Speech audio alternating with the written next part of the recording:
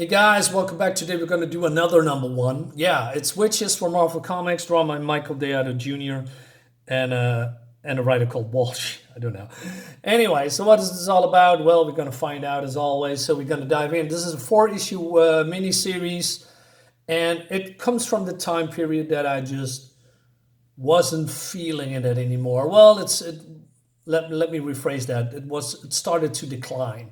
The stories was not as much as fun anymore, and and this is probably one of the results. Not Don't get me wrong. There's a lot of comics in the mid 2000s that actually is good, but the decline is already there. I mean, it's starting to get there. Anyway, so that gives you a little bit of an impression what I think about this comic. All right, so Brian Patrick Walsh, who's the writer.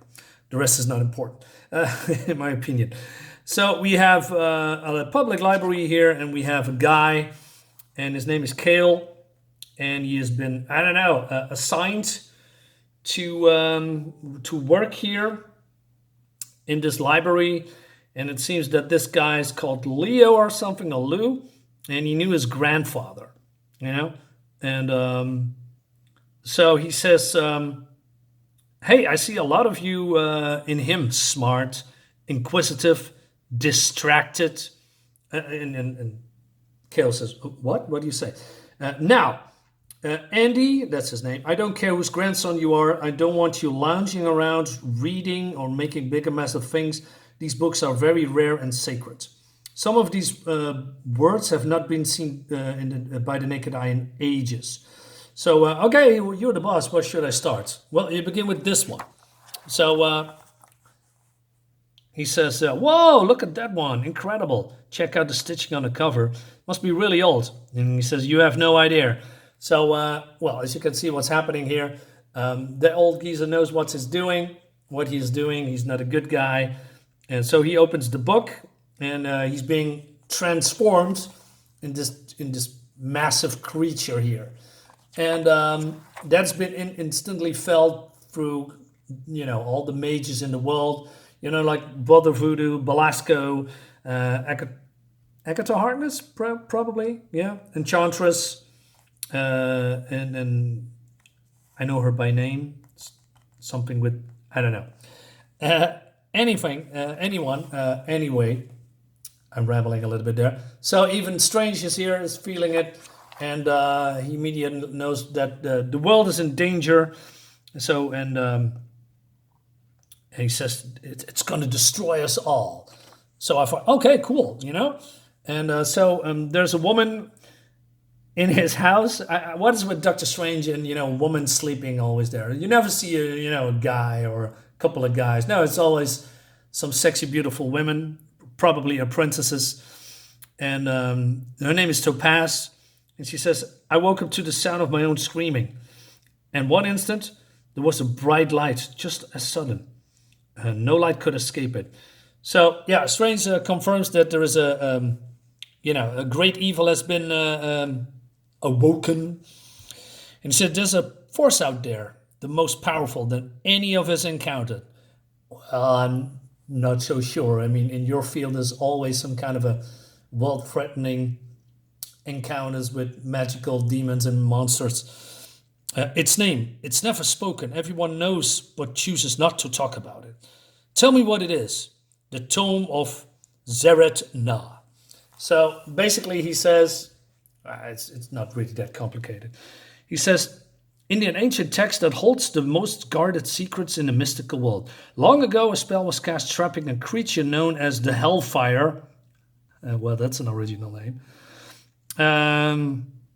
Inside to protect the tome from anyone seeking its power. Now that the Hellfire has been released into the world, it will rest until all mystics are gone. Every one of us. The Hellfire will feed upon us one by one, our energies, our bodies, our souls. We must stop it. Topaz, you will help me. Oh, pretty demanding. And she says, yes, of course. I do whatever you ask of me. Lucky devil. So he says, hey, we need 2 other people to assist us, and 2 witches. And so she's out going on a mission or something. And then we go to, oh, well, here's some dialogue here about only a kill could open it, only a kill can close it. I must find Jennifer. So long-time Marvel readers knows that Jennifer Kale is a powerful witch. She's not much in comics. I've seen her a couple of times in her costume. And then I thought, okay, we've seen her, right? But then, I don't know, she's now a teenager or something in class. Could be that she's still a teenager at the time, but I don't know.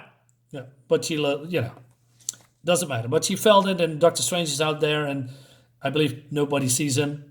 But because of a spell, I guess it's not being confirmed, but that's my guess. Because all these people are walking around it. I mean, if I see something like this, everybody would stand there and look. So Strange, explains the situation.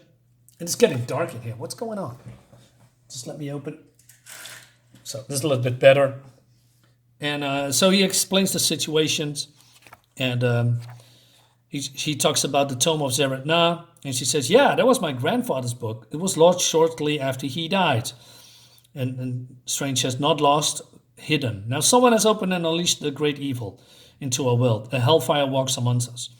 A hellfire? Come on, you can't be serious. My grandfather used to try to scare me with the fairy tale when I was a kid. If you ever use your magic for evil, then the hellfire will come in. Come on, really? Anyway, so he says, I need you to help us to defeat the creature. And then he says also that the sooner the tome is in my possession, the safer it will become. And then she says, wait a minute, in your possession? That's my grandfather's book. If anyone's going to possess it, it's going to be me.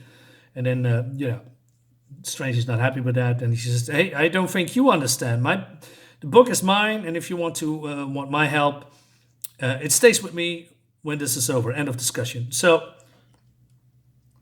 Strange agrees with that. And then, so she says, who is this us you are talking about?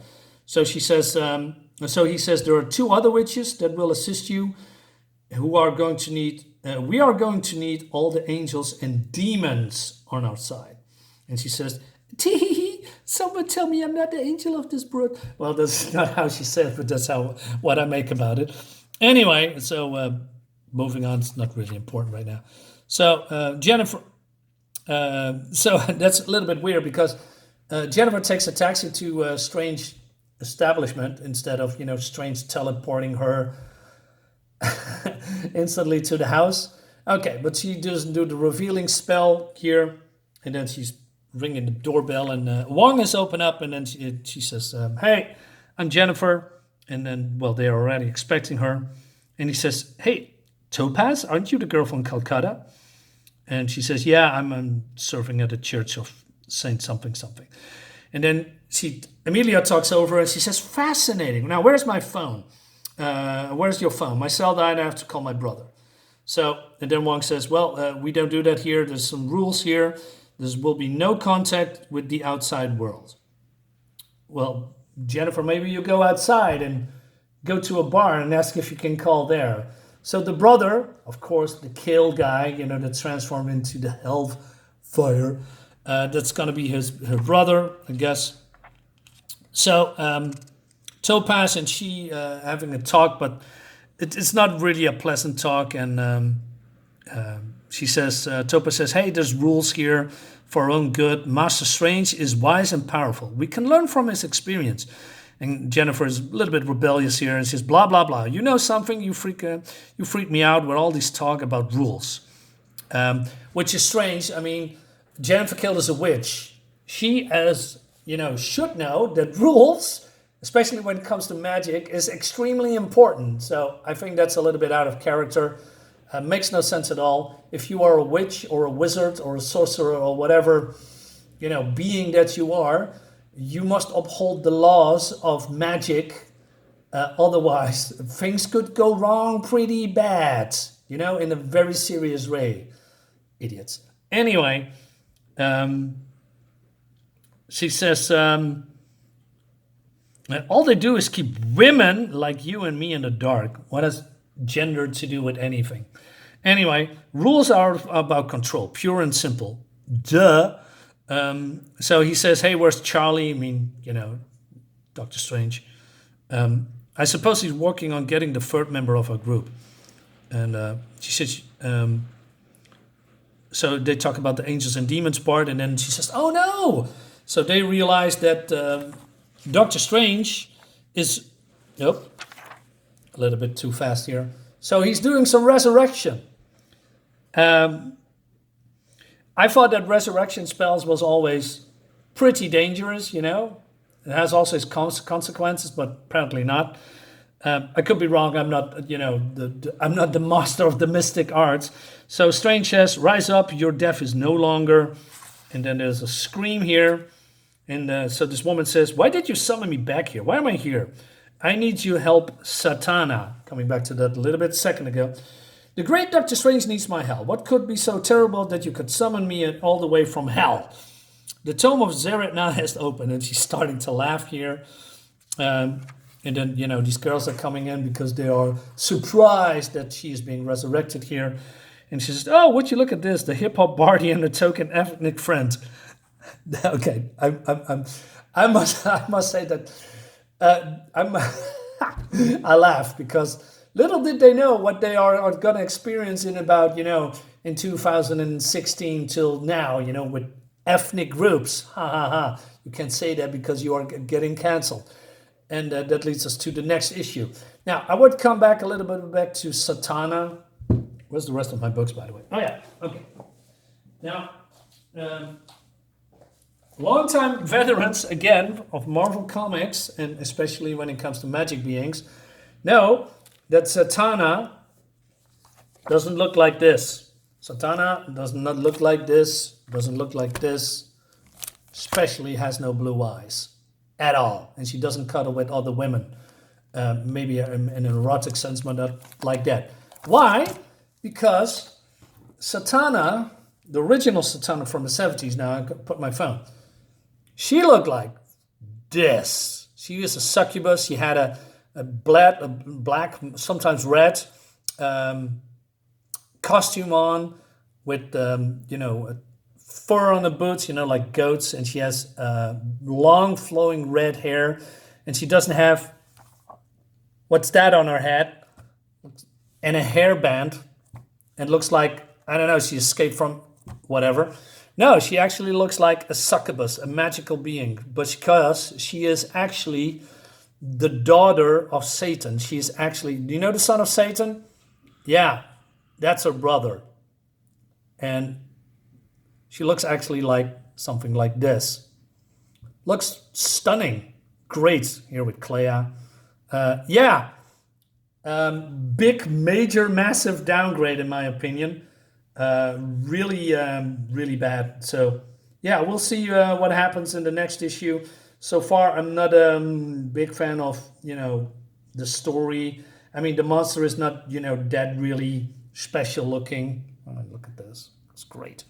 No, so I'm a little bit skeptical, so we will see what's going on. I reviewed this because you know, Mike, who's my longtime subscriber, he likes Mike Deodato Jr.